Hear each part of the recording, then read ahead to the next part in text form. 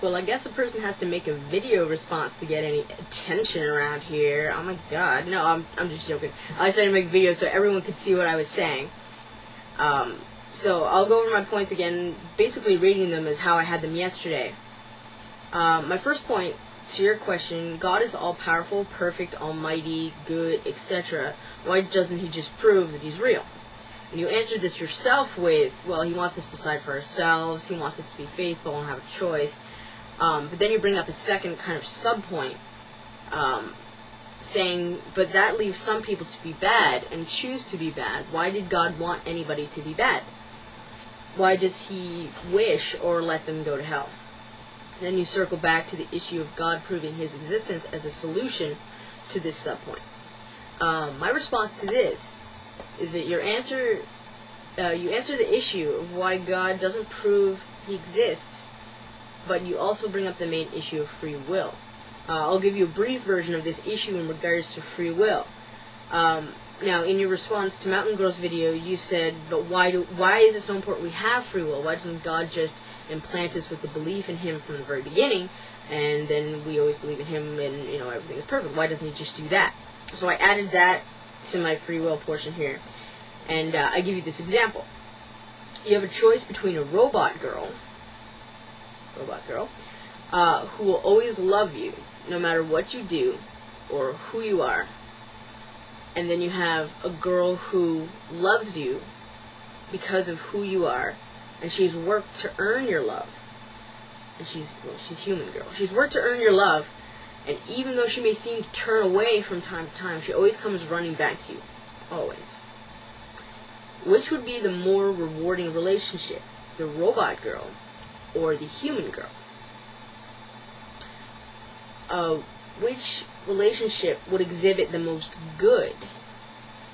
Because I don't believe that a robot could exhibit true good, because they don't have the ability to choose otherwise than to be good, whereas the human gets to choose. God by definition is a supreme being, and therefore has the supreme versions of all good things as qualities to himself. I could go in more about that, but I'm just going to leave it. So, because he has the supreme versions of all good qualities, then he would choose situations with the most good. And that would be, in this case, I believe that it would be free will. It would be the human girl. It would be a more rewarding choice. So that explains to you why free will is important. God wants us to decide for ourselves what we believe, so we have a choice to be faithful or to not be faithful. As a result, this allows people to choose to be bad. The key word here is choose, because when choice is involved, it's not the fault of God, it's the fault of the person making the choice. Unless you're faulting God for giving us free will, which I already talked about above, give or take it. Why did God want anybody to be bad, and why does he wish or let them to go to hell? First, you're assuming that God wants people to be bad, which is untrue. He has gifted us with free will, and so we make our own decisions. He can't intervene to make us be good, because that would interfere with our free will. Also, you'll find that the philosophical definition of hell is eternal separation from God. You don't have any, burning fires and little guys with pointy tails and all this type of stuff.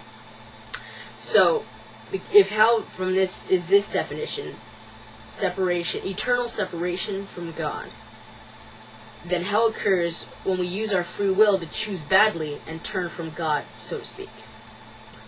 So we technically send ourselves to hell in this way. And why does he let us go to hell? Well, there's that magic little concept again, free will, and God's not interfering with our free will. There have been entire books and volumes of books written on the concept of free will, including varying degrees of determinism. So if you want to attack free will, you're going to have to look into degrees of determinism and how much of our life is predetermined. It's a very interesting subject. I just gave a tiny snippet of the free will idea. If you're interested, if anyone watching the video is interested, I really encourage you to go out, read books on the subject, books from philosophy, what different philosophers have said on this subject. especially Augustine and Anselm, if you're looking at something that has a specific religious connotation to it. So that was point one. Point two, if you believe God heals terminally sick people or people with cancer, why doesn't he heal people with lost limbs? Because he's supposed to be all-powerful after all. This is a really good question. I answered this by coming at it from more of a philosophical point than the fundamentalist Christian thought that would have spurred this question in the first place. I say that I think a big factor in the terminally ill being healed is their own determination to get better. People may get that determination from religious faith, but they also may just have a really strong will to live, or a will to see their children grow up, or a will to not leave their family members. It's not specifically a religious faith that makes the difference. It can be religious faith, but it is the underlying determinism, the underlying mind over matter, that causes a person to heal. If then we view this as a determinism to fight, or a mind over matter issue, then biological illnesses can be overcome by the subtle shifting of the virus, or any other change in the massive variety of biological variables in the human body. We have tons of chemicals in our bodies, and even changing our emotions will actually change the flow of different chemicals in our bodies. So any one tiny shift in the right place can cause a major change in the human body because of its complexity. And then all of a sudden a person is healing from an illness that they weren't healing before, because their determinism has created emotions and changes in their physiological state that has caused them to begin healing. So, looking at it that way, the loss of limbs is different, though. Our bodies don't naturally have the ability to replace lost limbs and grow new ones. So no amount of determinism or mind over matter can change that. That was a really good question and a really, really difficult question.